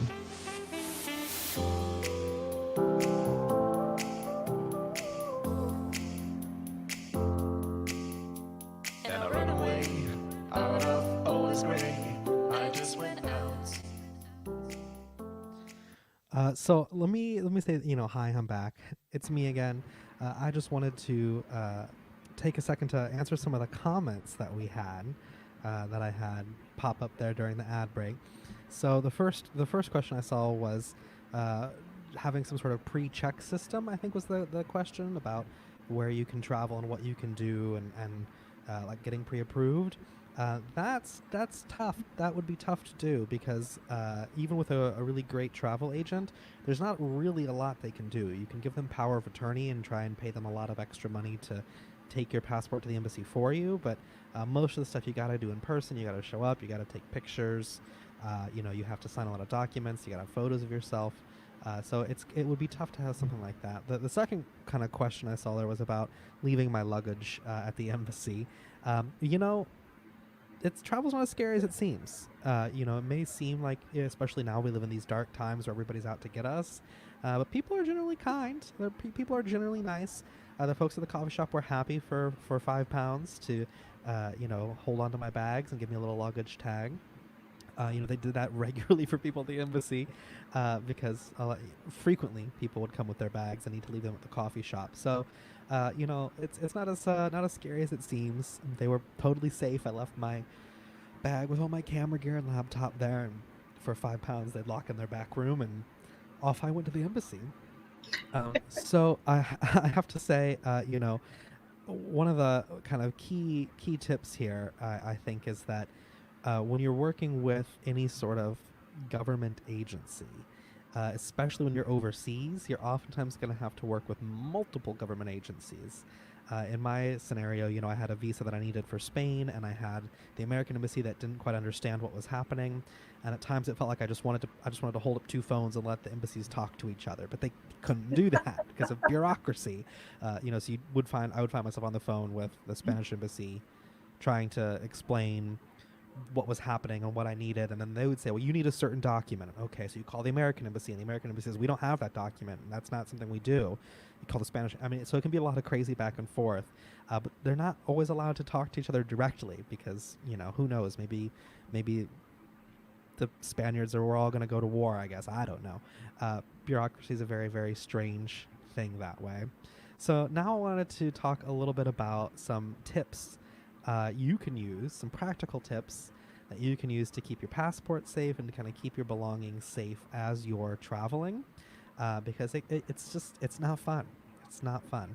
If you're just joining the stream, hi, my name is Branden, and welcome to Best of Travel here on IBM TV. We're talking all about keeping your passport safe, keeping your belongings safe. And this is a great kind of follow-up to my episode on money, which I did a few weeks ago here on IBMTV, where I talked about how to manage your money while abroad. You also got to be able to manage your passport, and you want to keep your wallet safe and your credit card safe. So the first thing I would say, here's my first tip. You're going to notice if you start traveling a lot to foreign countries that you're going to find it's either really great or really terrible to have your passport in a cover. Some people love those cute little Etsy or Wish covers that you get that are like, fancy fun and little things on them, and they say travel. It can be great because then people don't know where you're from. People don't assume your citizenship.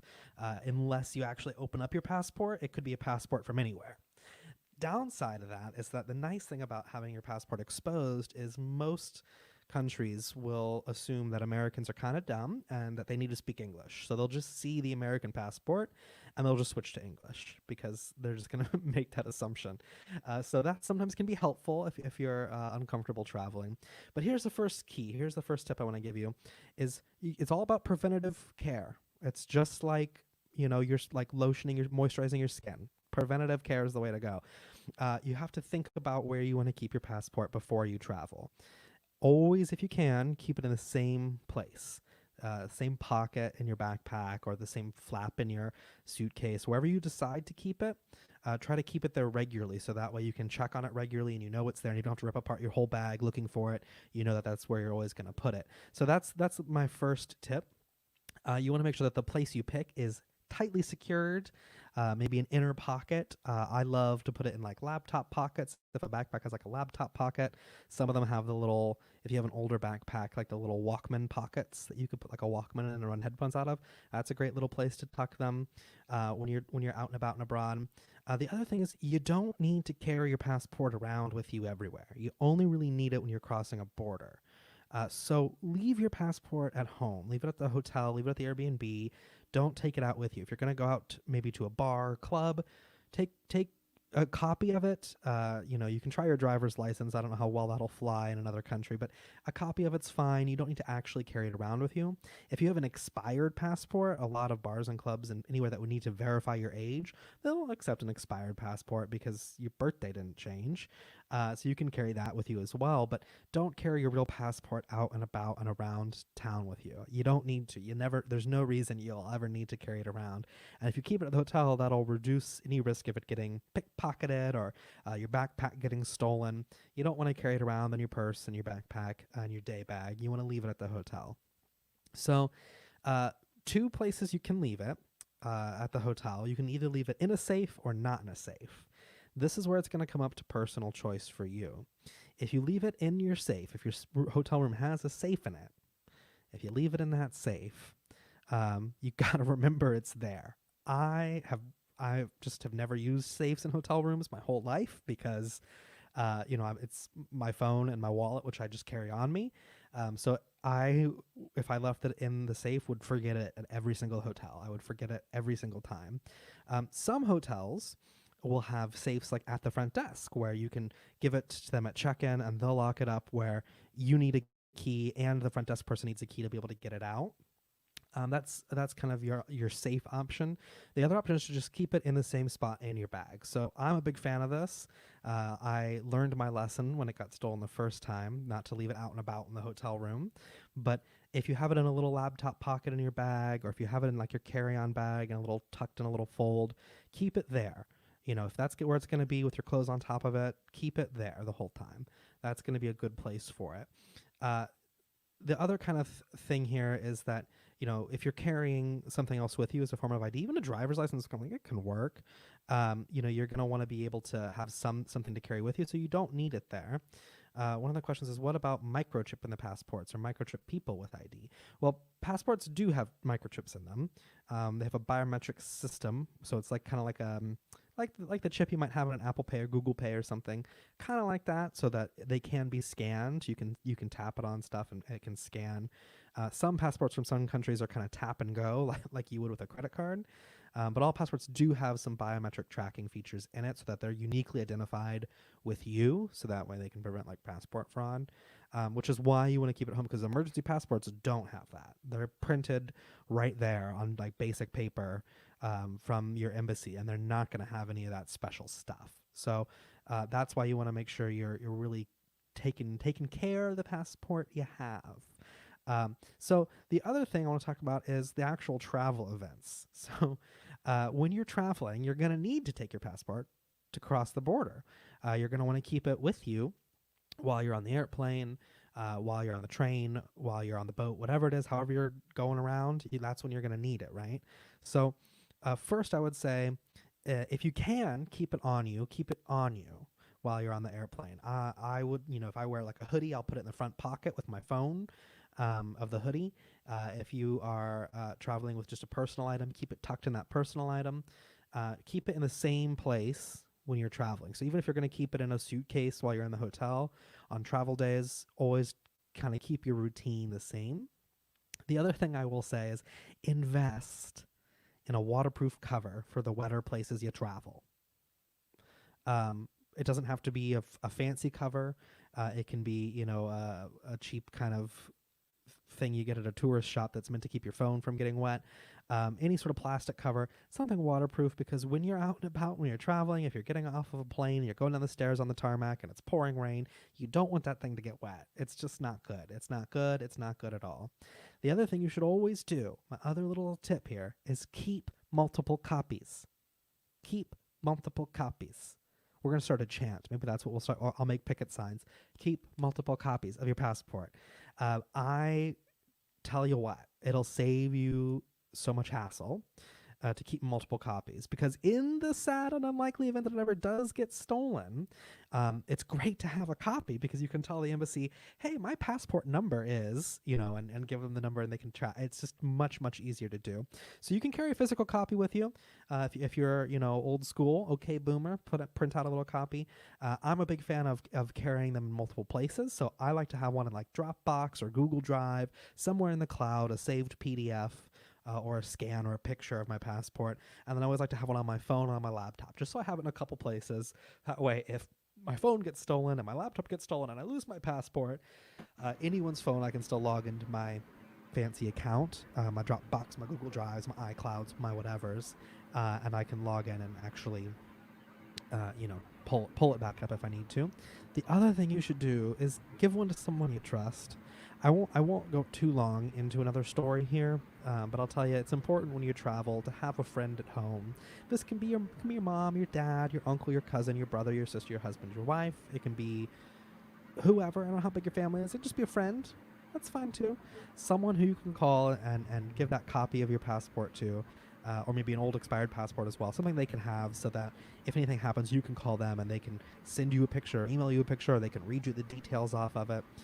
My fun little story is one time I was on an island in the south of Spain, and I was there by myself, and I made friends with a waiter in a restaurant who didn't speak English super well, but he invited me to go cliff diving with him and his friend. And I thought, well, here I am by myself in a little island south of Spain. So I call my friend, my trusty travel friend who's back home, who I can say, hey, this is what I'm doing.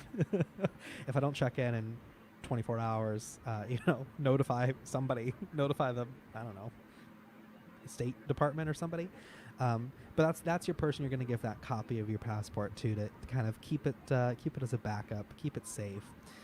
And then the other thing you want to do is just check in with it often. If you're in a country for a while, if you're there for a week, every day or two, just check in. Hey, is it still there? You want to still put it there? Is that still where I want to put it? Because the last thing you want to do is be there for a week or two, and then the day before your trip realize, oh, it's gone. The other thing you want to do is, some people will tell you, oh, you should have like a money belt or some sort of something to keep your valuables in for your wallet while you're out and about during the day or when you're. I am super against those, because it is it just is a target on your back. It screams, I'm a tourist, and here are all my valuables. Look, right here. I keep them right here in this little fanny pack. I keep them right here. Everything that's valuable is right here. So it makes you an easy target. People will know you're a tourist. People will know where all your valuables are right away. Even if you get those ones that fit under your shirts, it's not practical. It's like that maybe worked in like the Rick Steve days, where everybody was, never going to the beach and was wearing loose baggy clothing in the 80s. But it's not super practical to have. It'll make you a bit of a target. You might be more likely to get mugged if you're wearing it because people will know you're a tourist. Travel insurance companies sometimes can say, "Oh, that's a great thing to have." I don't think it's worth it. Leave anything that's super valuable at home. If you're traveling to a country where you're so scared of getting mugged or pickpocketed, you probably need to take a breath and realize you're probably more likely to get pickpocketed at home, and you're really only going to get targeted if you look like a tourist. If you're walking around with a map or a big old fanny pack with all your valuables on it, not a great option. The other thing I would say is if you have more than one passport, if you have an expired one, take your expired one. Take that with you. It's a good backup. It's expired and you still can't get into any countries, but you at least have it as something you can show for ID, that you don't have to be as worried about keeping, that you can show to the embassy if you need to, if you do lose it or it does get stolen. It just gives you a couple options, some flexibility there. The other thing I would say is if you're gonna put your passport in your bag on your travel day, I'm a big fan of keeping it on my person. I want to put it in a pocket or something. But if you're going to keep it in your bag, don't gate check your bag. Don't. It always happens when I'm traveling. Someone inevitably at some point says, "Oh yeah, I can gate check my roller bag. I'll give it to the airline desk and they can throw it under the plane." And as it's going, goes, "Oh wait, let me pull my passport out." It's just you gotta be careful. You gotta remember where it's at, and this is why you want to keep it in the same place every time, so that you always kind of know this is the bag where it is. This is the bag where my passport is. This is the bag I'm gonna keep careful. I'm gonna keep with me. I'm gonna be hyper aware of if I go to the bathroom or whatever that may be. The other thing you can do to keep yourself safe is use your Indiana Jones resources. Huh? You like what I did there, Indiana Jones? What I mean when I say use your Indiana Jones resources is don't be afraid to put something in your shoe. If you got taken a couple credit cards with you, put a credit card in your shoe. That's fine. If you're a nervous Nelly and you want to do that, if you're going somewhere you might get pickpocketed and you want to spread out your money, as I talked about in the money stream, if you want to go watch that, you can keep one in your shoe. If you've got shoes that your passport can fit in, you could do that too. Be careful because if you've got sweaty feet, you might end up ruining the passport. But don't be afraid to do. Don't feel silly doing stuff like that. So here's the other thing that you don't think about when you don't have a passport. When you don't have a passport and you're abroad, you can't come home. You can't get back into the United States. They won't let you. You have to go get an emergency passport to actually re-enter the United States. The other thing here is you got to be super careful because there's only so many passports you can have.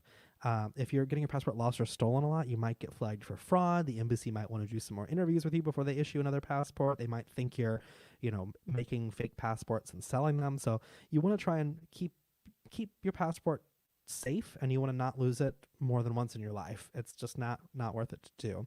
The other thing is you got to make sure when your passport expires, because some countries will not let you in if your passport expires like 3 months from the day you enter the country, or 6 months, or a year from the day you enter your country. If you're going to that country and the immigration official is having a bad day, he might look at that and go, your passport expires in a year. Can't let you in. Well, then what do you do? Then you got to go home.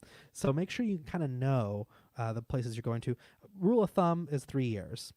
3 years before your passport expires, go ahead and start the renewal process, because you don't want to mess with that, especially if you're going to be using or needing visas. You don't want to mess with that. It's just not good. It's not good to do. The other thing is, people always ask me about the passport cards. The passport cards are, I think, useless, and here's why. They don't get you into very many places, and there's something extra you have to worry about losing. IBMTV says mine expires next year. Yeah, you should renew it now, because you never know what happens in November. Maybe the whole world falls apart, or the whole country falls apart in the United States. I don't know. I'm just saying, anything's possible now. Regardless, even if everything goes kosher and fine over the next year and borders start to open up, renew it. Have that passport renewed as soon as you can get it renewed, because then you'll have a passport that if you decide you need a visa, if you're going to go somewhere, especially after the pandemic, we're going to see a lot of countries that are going to require visas and extra paperwork to actually get into the country. And for Americans, we're not used to having to navigate that process. A lot of us have been until now lucky enough to be able to pretty much go anywhere without needing a visa. And when you apply for a visa, most of the time your passport has to be valid for 3 to 5 years. Sometimes it's only 2 years, sometimes it's only a year after that visa expires, because the visa gets like glued into your passport in a lot of places, and you can't put it into a new passport. So definitely renew it. Don't get the passport card. It's not worth it. You're going to spend a little extra money to have it. It's only valid. No, passport cards are not worth having. Jimmy, they're not worth having at all, because it's something else you have to worry about losing and keeping track of and getting stolen and pickpocketed, and which pocket is it in. They can get you in to, I think, Mexico, Canada, and Bermuda by land and by sea only. They cannot get you in with air travel. They sell passport cards still because it makes money, but also because it used to be valid. Some of the folks who maybe remember travel a while ago remember you used to be able to just show your driver's license or your passport card to walk into Canada. Now you can't do that in a lot of places. A lot of the border crossings won't let you in with a passport card, and they want the full passport. And those are really the only countries. I mean, Mexico, I think Canada in some places, Bermuda, and I think some islands in the Caribbean still let you use your passport card, but that's it. It's like 4 places you can get in with that thing. And it's something else you have to really worry about and keep track of. And it's also not valid if you're flying to that place. So if you're flying to that island in the Caribbean that takes the passport card, well, you gotta have a full passport. But I guess if you want to like hop in your rowboat and go down, or if you're a big cruiser, maybe that would be something you'd want to have. But you still have to have your full passport to get back into the States. So not worth it. Get the full passport. If you're going to be traveling a lot, you might as well get the passport with extra pages. Here's another little tip. This is kind of a personal tip. If you're like me and you're insane and you travel full time for years and years, you can get pages added to your passport. So if your passport's starting to get full, if you have a lot of visas and stamps, and a lot of times when you apply for a visa, you need like 3 or 5 open pages, even though they're only going to use 1. You can actually take your passport to your local embassy or your local State Department office, or mail it off, and have them rebind some more pages in. So they can add pages to your passport if you do need to have that done. And so kind of to recap here as we come towards the end of the stream, we're keeping our passports safe because losing it is a doozy. And in the first half of the stream, I told you why it's a doozy, but also what to do if you do lose your passport or it does get stolen. But before you leave home, you're backing it up. You're putting a copy of it in your Google Drive. You're putting a copy of it in your Dropbox. So you have worldwide access. You're going to give maybe a copy of it to a friend, or just email it. You don't need paper copies as much. You can just email it to a friend so that they have a copy on their computer. You can throw one on your phone, throw it on your computer, have a couple copies in a couple different places. Grant Edmond asked, does it cost a lot of money to get more pages in your passport? Not really. I think when I did it, it was like $35 plus like a $10 administrative fee. So it was like almost $50 to add some pages in. So if you've got a passport that's not going to expire for 5 years, and you don't want to have to get a whole new one, another $100 or whatever they are, whatever the going rate is now for the useless little booklet that coronavirus has made useless for us Americans, you can just half that, a little cheaper, and just add some more pages in. The other thing you want to do is, if you do get your passport stamped as you go into a new country, not everywhere will stamp them, but if you do get it stamped, take a picture of that stamp every time you enter a new country, because that's going to be an additional thing in your passport that'll show that you entered and you had a legal date and a reason for entering the country. So as you cross the border and they give you a little stampity-doo, little doo-hop, little tap-tap on the little passport, a little toot-toot there, snap a little photo of it. It can be a good scrapbook thing, I guess, if you want, but more importantly, it shows that you entered the country legally, and that the immigration officials who said you could come into the country, sometimes they sign it, they have a date on it. It makes it a lot easier if you ever do need a visa situation, or you do need a new passport, or you ever need to prove where you are. Sometimes if you're applying for visas, some countries will want a list of every country you've been to in the last 10 years. It's nice to have that so you can kind of look back and go, okay, here's where I was. So take a picture of your passport and take new pictures often. Make sure you're keeping it in the same place when you're traveling. So keep it in your carry-on, keep it in your backpack, keep it wherever you decide. Keep it in that place and keep it in that place. And don't move it around. Check in with it regularly, like an old friend, like a bad girlfriend from college. Just check in with it. And how you doing? You still there? Still right there, model passport. It's still there. Keep it in the same place and check in with it often. Some people will tell you to put emergency contact information inside your passport. Yeah, tend and pick them. Chances are if someone steals it, they're not going to call you and tell you they stole it. And if you lose it, well, you should have, followed my tips and not lost it. But if you do lose it, most people, aren't going to think to call or email you. Chances are you're going to lose it somewhere that's pretty drastic. You're going to lose it in down in a train or something like this. So, and anyone that would find it usually would turn it in and you could call that train line back. So keeping your copies, keeping it in the same place, making sure that you keep it at the hotel unless you need it to travel. You don't need it to go to your bar. You don't need it to go to your club if you're a big clubber. If you're going to go rent a car or anything like this, take a copy. They'll take copies. Make sure you keep it in a nice little, fun little, nice tight pocket. Money belts, no, I really don't like them. It screams, look, I don't go here. And also, here are all my valuables. So I say avoid the money belts. Enjoy anything to make you look like a tourist. That's always good advice, no matter where you're at. Avoid anything that will make you look like a tourist. So avoid walking around with a big fold-out paper map looking lost. If you need to map it on your phone and pretend you're texting. If you're in a dark alley, just pretend you're texting on your phone, even though you're looking at a map trying to figure out where to go. Whatever you can do to blend in a little bit more with the locals, it'll make you less of a target. One week on IBMTV, I will tell you the story of getting mugged. And my first time getting mugged, and then I'll tell you the story of my second time getting mugged when I found out that you can just say no to the muggers. Most muggers overseas see tourists, think easy target, and are just, teenagers looking for a quick buck. So I'll tell you that story one day. But, just make sure you're keeping track of it. If you're traveling with a couple people, if you've got, 2 or 3 people, maybe you're traveling with your significant other, maybe you're traveling with your family. Good luck. Don't fight.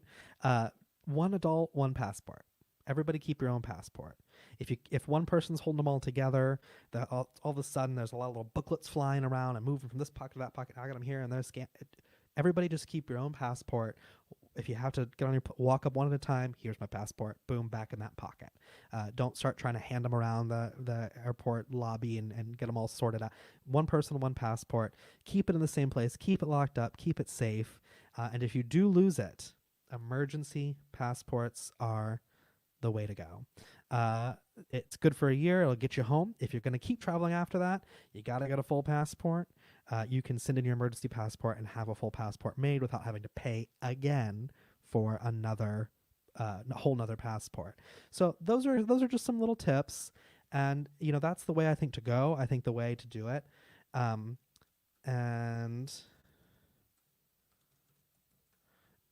think that it's important to keep it with you. It's important to keep it safe.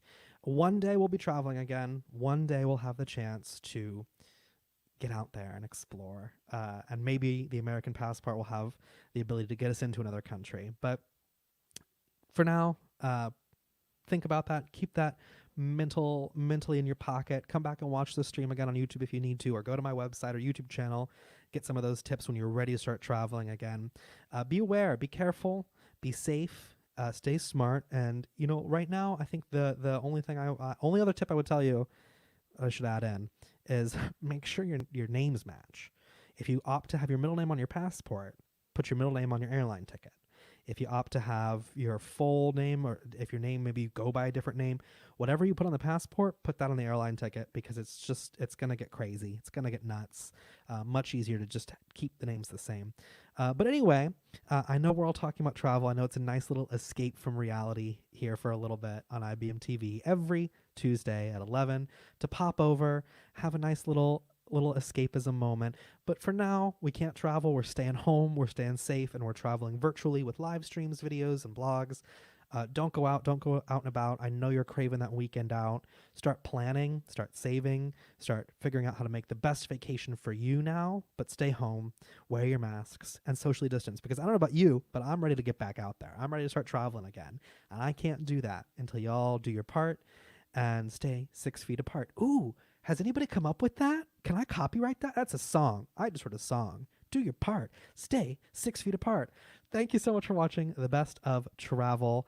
I hope you guys have a great week and enjoy the rest of your day here on IBM TV.